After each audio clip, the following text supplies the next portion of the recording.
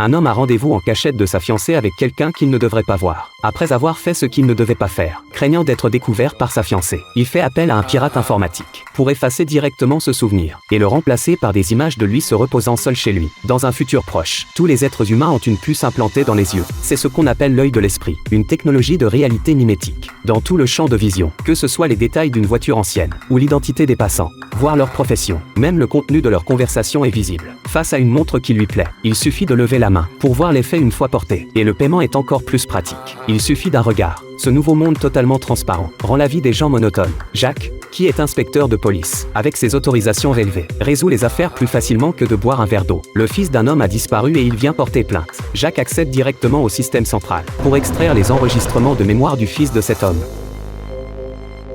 Le bracelet d'une femme riche a été volé. Jacques consulte sa mémoire. Il voit clairement qu'elle a posé le bracelet sur le lavabo. Puis il consulte aussitôt la mémoire de la femme de ménage. Ainsi, une affaire est facilement élucidée. Jacques, qui s'ennuie profondément, attend tranquillement sa promotion. Mais ce jour-là, un meurtre étrange vient troubler sa tranquillité. Jacques consulte comme d'habitude la mémoire de la victime, prêt à identifier directement le meurtrier. Mais à ce moment-là, l'image de la mémoire clignote. La perception visuelle de la victime bascule étrangement vers le point de vue du tueur, ce qui signifie qu'il ne peut pas voir le meurtrier. Jacques réalise qu'il se passe quelque chose de grave. Le système central de l'œil de l'esprit a été piraté. Son collègue à côté lui apprend que ce n'est pas la première fois. Des affaires similaires se sont succédées. Le seul indice est qu'on soupçonne que le meurtrier soit une femme. Jacques se souvient soudain qu'il a croisé dans la rue une jeune fille non identifiée. Les informations d'identité affichées au-dessus de sa tête indiquaient une erreur inconnue. Mais lorsque Jacques revisionne sa mémoire, il découvre que le souvenir de cette jeune fille a été mystérieusement effacé. Bientôt, lors de l'analyse de l'enregistrement de la victime au commissariat, il découvre un nouveau détail suspect. La mémoire de la victime porte des traces de manipulation et de montage. Compte tenu du fait que la victime était courtier en bourse, il suppose que la victime a volontairement dissimulé les souvenirs de ses transactions boursières illégales. Cette maîtrise technique exceptionnelle